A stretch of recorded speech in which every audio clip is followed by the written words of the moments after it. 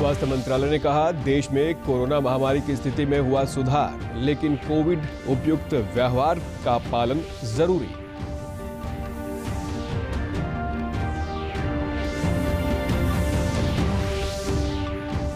फरीदाबाद में प्रदेश का delta plus variant का पहला मामला मिलने के बाद स्वास्थ्य विभाग हुआ सतर्क। संबंधित क्षेत्र में 4000 लोगों की हो रही है जांच।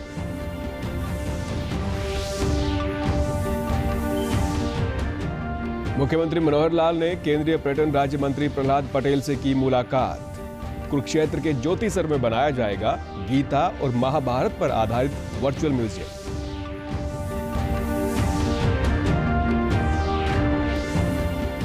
और ओलंपिक कोटा हासिल करने वाली देश की पहली महिला मुक्केबाज बनी भिवानी की पूजा बोहरा। परिजनों को स्वर्ण पदक की उम्मीद।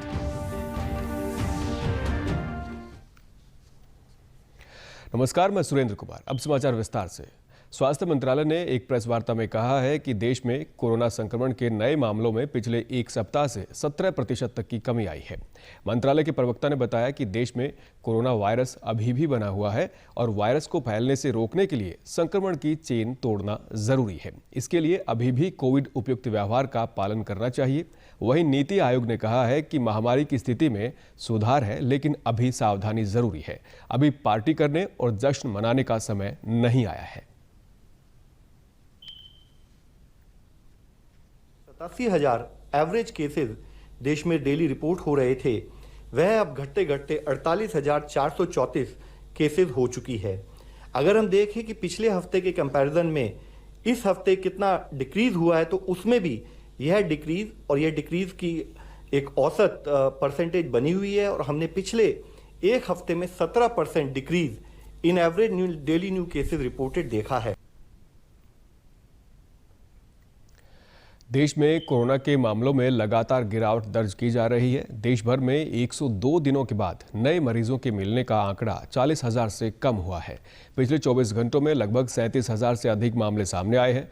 स्वास्थ्य परिवार कल्याण मंत्रालय के अनुसार पिछले 24 घंटों में 57,000 से अधिक मरीज उपचार करवाकर स्वस्थ हुए हैं, जिसके बाद देश में रिकवरी रेट बढ़कर 96.87% हो गया है।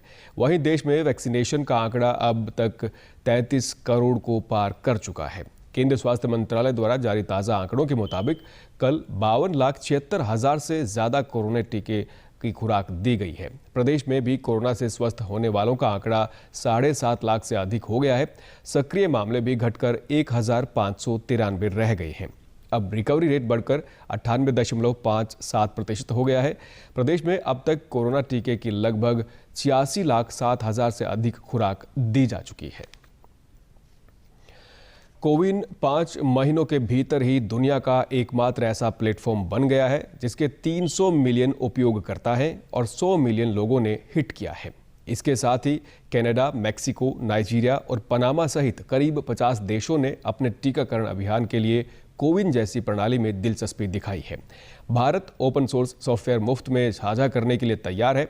कोविन प्लेटफॉर्म के अध्यक्ष डॉक्टर RS शर्मा ने कहा है कि प्रधानमंत्री नरेंद्र मोदी ने सॉफ्टवेयर का एक ओपन सोर्स संस्करण तैयार करने और इसमें रुचि दिखाने वाले किसी भी देश को मुफ्त मुहैया करवाने का निर्देश दिया है। फरीदाबाद में प्रदेश का डेल्टा प्लस वेरिएंट का पहला मामला मिलने के बाद जिले का स्वास्थ्य विभाग सजग हो गया है। संक्रमित व्यक्ति के संपर्क में आने वाले सभी लोगों की जांच की जा रही है। विभाग द्वारा पिछले 2 दिन से संक्रमित के परिजनों और उस क्षेत्र के लगभग 4,000 लोगों की जांच और वैक्सीनेशन के लिए विशेष शिविर चलाया गया है।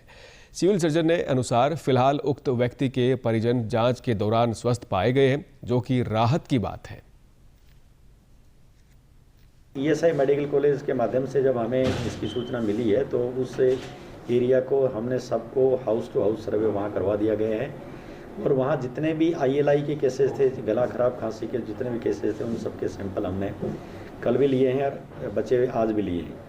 इस व्यक्ति के जितने भी क्लोज कॉन्टैक्ट थे, चाहे वो दुकानदार था, दूध वाला था, चाहे होकर था, चाहे वो सब्जी वाला था, उन सभी के, इनके रिश्तेदारों के सभी के हमने जांच करवा ली है और वो सभी नेगेटिव मिले हैं, स्वस्थ मिले। सिविल सर्जन ने बताया कि ESIC मेडिकल कॉलेज द्वारा 165 नमूने जीनोम टेस्टिंग के लिए भेजे गए थे, जिनमें से डेल्टा प्लस वेरिएंट एक मामला पाया गया।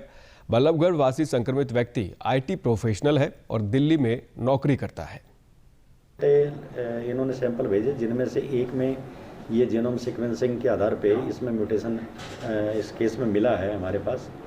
ये केस चूँकि दिल्ली में जॉब करते हैं, रहते हैं, ये व्यक्ति यहाँ बल्लभगढ़ में रहते हैं, परंतु दिल्ली में किसी ऑफिस में काम करते हैं, IT प्रोफेशनल हैं। इसके अतिरिक्त अप डाउन करते हैं। इनकी हिस्ट्री जो हमने इतिहास इनका लिया है उसमें 28 अप्रैल को इन्होंने शादी अटेंड करी है, 29 तारीख को भी ये दिल्ली गए हैं, 30 तारीख को इनको थोड़ी सी बुखार महसूस हुई है, 2 तारीख को इनको खांसी महसूस हुआ है। उसके बाद 4 तारीख को इन्होंने हमारी FRU 2 सेक्टर 3 बल्लभगढ़ से इन्होंने जांच कराई जो कि पॉजिटिव पाया है। सिविल सर्जन ने कहा कि कोविड कम जरूर हुआ है लेकिन अभी देश और दुनिया से समाप्त नहीं हुआ है, इसीलिए सभी को कोविड-19 गाइडलाइन की सख्ती से पालना करनी चाहिए। कोविड चूँकि कम हुआ है, समाप्त नहीं हुआ है इस पूरे विश्व से।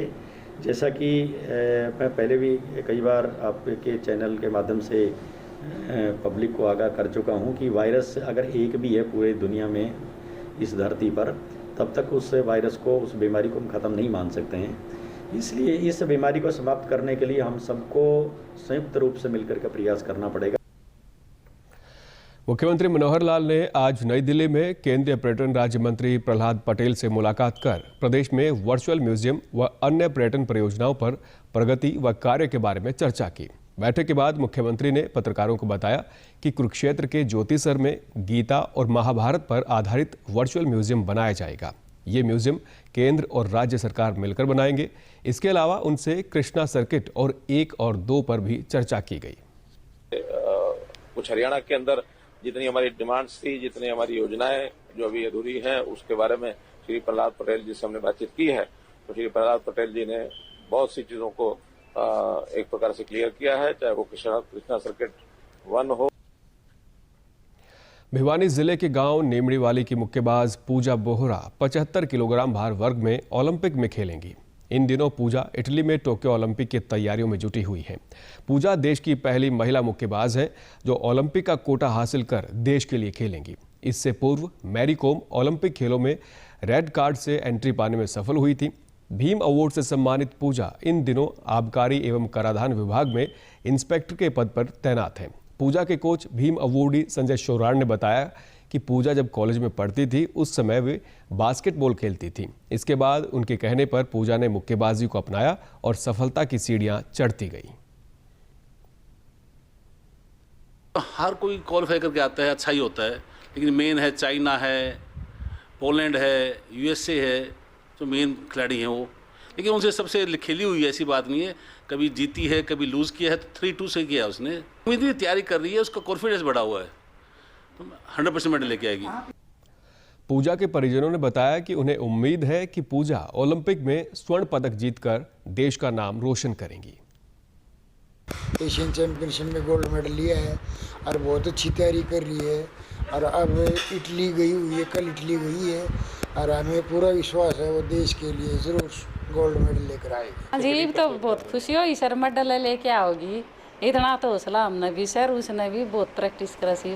पूजा ओलंपिक में जाएंगे इसका मेरे को बहुत बड़ी खुशी की बात है और मेरे को बहुत उम्मीद है वो गोल्ड मेडल लेके आएंगी और इससे बड़ी खुशी ना थी, मतलब आगे कभी भी मेरे को इससे बड़ी खुशी नहीं होगी इस मेडल के लिए। देश में वो पहली महिला बॉक्सर बनी है जिन्होंने ऐसा हासिल किया है। उन्होंने बहुत मेहनत की है इसके लिए और हमें उनसे पूरी उम्मीद है कि वो ओलंपिक में भी ऐसे ही हमारे देश का नाम रोशन करेंगी। तो बहुत गर्व की बात है हमारे लिए, हमारे देश के लिए, मतलब शहर के लिए बहुत मतलब बढ़िया महसूस कर रहे हैं हम इस बात पे और वो मतलब पक्का देश के लिए मेडल लेके आए। DD न्यूज़ हरियाणा पर देश और प्रदेश जुड़ी खबरों को विस्तार से जानने के लिए आप हमारे साथ फेसबुक, ट्विटर और यूट्यूब के माध्यम से भी जुड़ सकते हैं।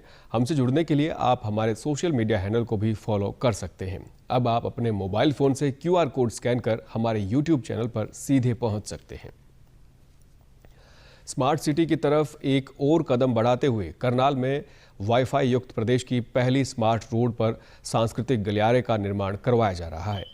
अग्रसेन चौक से बलडी बाईपास तक बनने वाली इस सड़क पर लगभग 2.5 करोड़ रुपए की लागत आएगी। उपायुक्त निशांत कुमार यादव ने बताया कि इस प्रोजेक्ट के तहत हरियाली के लिए 4 किलोमीटर तक पौधे लगाए जा रहे हैं। इसके अलावा सड़क के दोनों तरफ महाभारत से जुड़े प्रसंगों, हरियाणवी संस्कृति और आधुनिक कृषि को लेकर आकर्षक चित्रकारी की जा रही है। सड़क के दोनों तरफ साइकिल ट्रैक भी बनाया जा रहा है, जिस पर थर्मोप्लास्ट पेंट होगा। उन्होंने बताया कि सड़क पर सोलर लाइट के खंभों पर स्पीकर लगाए जाएंगे ताकि सैर करने के लिए आने वाले लोग संगीत का भी आनंद ले सकें। 2 से 2.5 किलोमीटर का स्ट्रेच है। इसमें एक तो फुटपाथ बनाने का प्रोजेक्ट था जो पूरा हो गया है, साइकिल ट्रैक बनाने का कार्य अभी चल रहा है, उसके अलावा साइड में रेलिंग्स लगाने का कार्य पूरा हो गया है। उन रेलिंग्स पे उस ग्रिल पे बेसिकली वर्टिकल क्रीपर्स, वर्टिकल पौधे लगा करके उसको ब्यूटिफाई करने का कार्य चल रहा है। 6 जो है उसमें दीवारें बनाई गई है, उन पर पेंटिंग का कार्य लगभग समाप्ति पे है। और जो सेंट्रल वर्ग है उस पर स्पीकर्स लगाएं ताकि जो सुबह शाम लोग घूमते हैं उनको हल्का हल्का संगीत मधुर सुनाई दे, वो कार्य भी हम उसमें करवाएंगे। स्थानीय निवासियों ने भी शहर का विकास कर बेहतरीन सुविधाएं उपलब्ध करवाने के लिए प्रशासन का आभार जताया है। पहले क्योंकि देखा गया था पिछले लॉकडाउन में भी काफ़ी लोग जो हैं उनकी सुविधाओं के लिए जो है काफ़ी एक अच्छा काम किया गया था। वहाँ पे अगर पेंटिंग की बात करें, एक अच्छा माहौल जो है लोगों को देखने को मिलता है, दृश्य अच्छा मिलता है, इससे एक पॉजिटिव वाइब जो है लोगों को में काफ़ी आती है, अच्छे विचार आते हैं, एक फ्रेशनेस जो है शाम को लोग देखते हैं कि साइकिल पर निकलते हैं, साइकिलिंग करते हैं, तो काफ़ी अच्छा जो माहौल है वो लोगों में बना रहता है। शासन की काफ़ी अच्छी पहल ज़रूर है क्योंकि हरियाणा में मुझे नहीं लगता कि ऐसी स्मार्ट रोड गई हैं जहाँ पर जो लोग हैं शाम को सुबह शाम जो है साइकिलिंग कर सकते हैं या पैदल सैर कर सकते हैं। उसके साथ ही अगर हम बात करें तो जो पेंटिंग्स है जो हरियाणा की संस्कृति को दिखाती हैं, देश की संस्कृति को दिखाती हैं, जो पेंटिंग्स है दोनों तरफ दीवारों पर की गई है, जिससे लोगों को भी कहीं ना कहीं जानकारी जरूर। प्रधानमंत्री नरेंद्र मोदी की कोरोना संक्रमण पर काबू पाने के लिए वैक्सीन लगवाने की अपील का असर दिखाई देने लगा है। कैथल जिले में टीकाकरण के लोगों का रुझान लगातार बढ़ रहा है। सामाजिक और धार्मिक संस्थाओं द्वारा शहर में प्रतिदिन टीकाकरण शिविर लगाए जा रहे हैं। शिविर प्रभारी डॉक्टर सोनाली सिंगला ने कहा कि सामाजिक संस्थाएं टीकाकरण शिविर लगवाने में स्वास्थ्य विभाग और जिला प्रशासन का पूरा सहयोग कर रही है, जिससे लोगों में वैक्सीन लगवाने के प्रति जागरूकता बढ़ी है। अंदर अब कोरोना वैक्सीन को लेके काफ़ी जागरूकता है। लोग अपने आप को वैक्सीन लगवा रहे हैं क्योंकि उनको ये पता चल गया है कि वैक्सीन उनके लिए लाभदायक है, यूज़फुल है। और कोरोना के बचाव के लिए वैक्सीन साथ में जो भी परहेज है, जनरल मेजर्स, वो उनको बताए जा रहे हैं और लोग उनको मेंटेन भी कर रहे हैं। टीकाकरण करवा चुके लोगों ने कहा कि टीका लगवाने के बाद वे अपने आप को सुरक्षित महसूस कर रहे हैं। इस महामारी पर नियंत्रण के लिए सभी को वैक्सीन लगवानी चाहिए। उन्होंने कहा कि जब हम खुद सुरक्षित होंगे तो सारा देश सुरक्षित हो जाएगा। इस महामारी से बचने के लिए हमें कोविड की वैक्सीन जरूर लगानी चाहिए। तो मैं सभी देशवासियों को अपने डोसेज जल्दी से जल्दी लगवाएं और इस महामारी से बचें। मेरा आज 2nd डोज वैक्सीनेशन लगी है। ये वैक्सीन सभी को लगवानी चाहिए, इससे आप जल्दी से जल्दी कोरोना मुक्त हो जाएंगे, सारा देश जल्दी मुक्त होएगा। मैं तो चाहता हूँ कि सभी जल्दी से जल्दी लगवाएं। आज फर्स्ट डोज लगवाई है, बेटर है, सब कुछ एनवायरनमेंट भी अच्छा है एंड लगवानी ज़रूरी है, सो टेक इट प्लीज़। अंत में इस बुलेटिन के मुख्य समाचार एक बार फिर। स्वास्थ्य मंत्रालय ने कहा, देश में कोरोना महामारी की स्थिति में हुआ सुधार, लेकिन कोविड उपयुक्त व्यवहार का पालन जरूरी।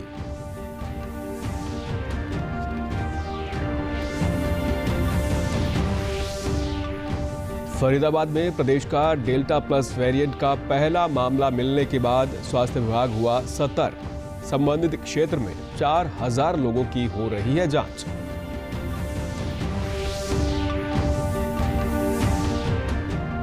मुख्यमंत्री मनोहर लाल ने केंद्रीय पर्यटन राज्य मंत्री प्रहलाद पटेल से की मुलाकात।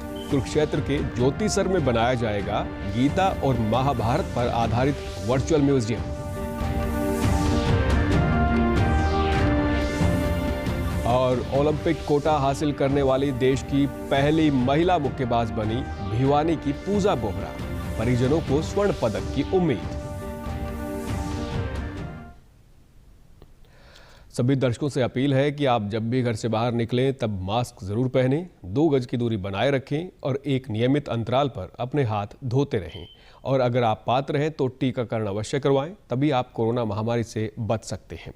आज के बुलेटिन में बस इतना ही। नमस्कार।